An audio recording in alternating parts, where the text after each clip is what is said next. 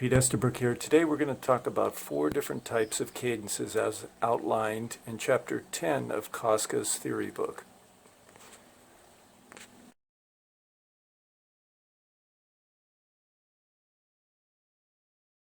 In order to talk about cadences, we need to briefly define cadence, and so let's define that as a resting point or possible pause, which could be temporary or final.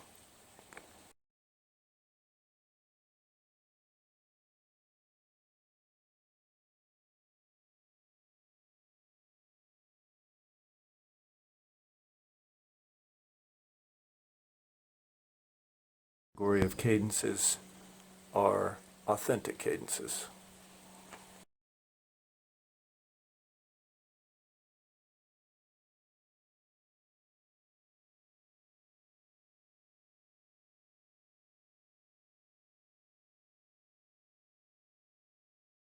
Subcategory of the authentic cadence would be the perfect authentic cadence.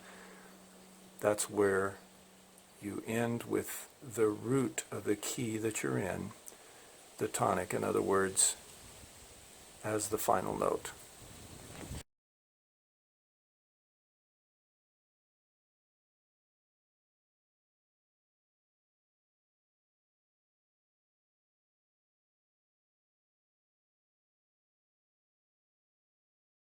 The subcategory of the authentic cadence is the imperfect authentic cadence. That simply means that there is a note other than the tonic or root in the soprano voice.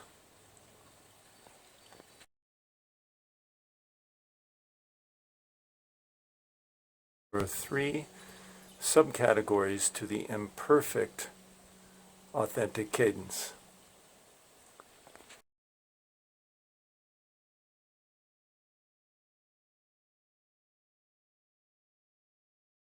First, there's the root position imperfect cadence.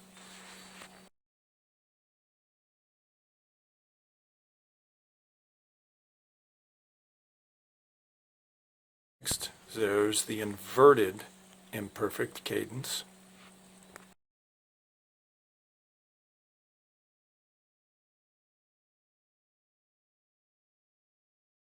There's the leading tone in perfect cadence.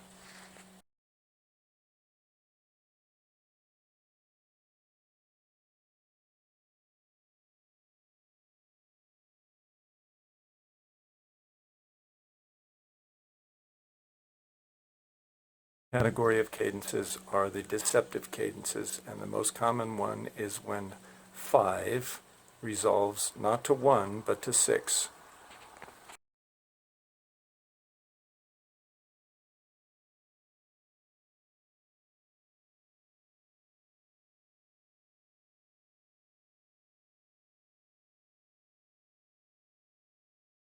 Category of cadences are half cadences. Generally speaking, that's a phrase that ends on a 5 chord, and it's a pause point, not usually at the end of a piece.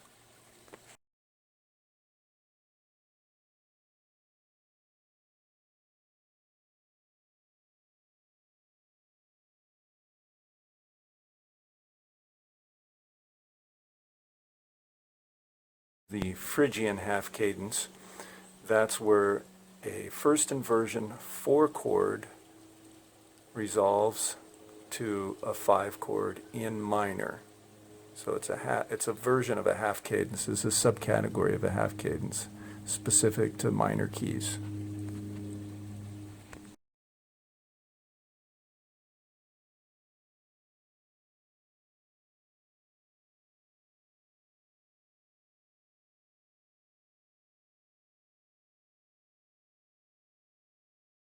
The last category that we'll cover here is the plagal cadence, or 4 to 1.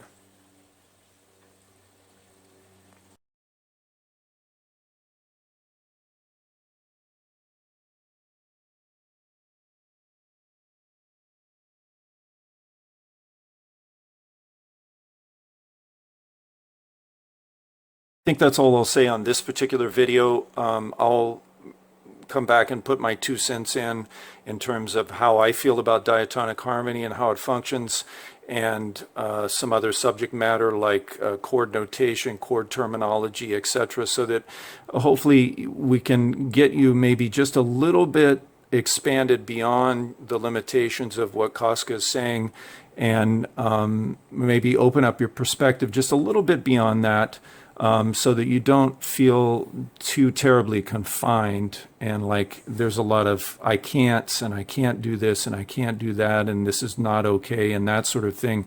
So I just want to kind of be there to broaden your perspective a little bit. So I'll revisit these various subjects in the coming weeks.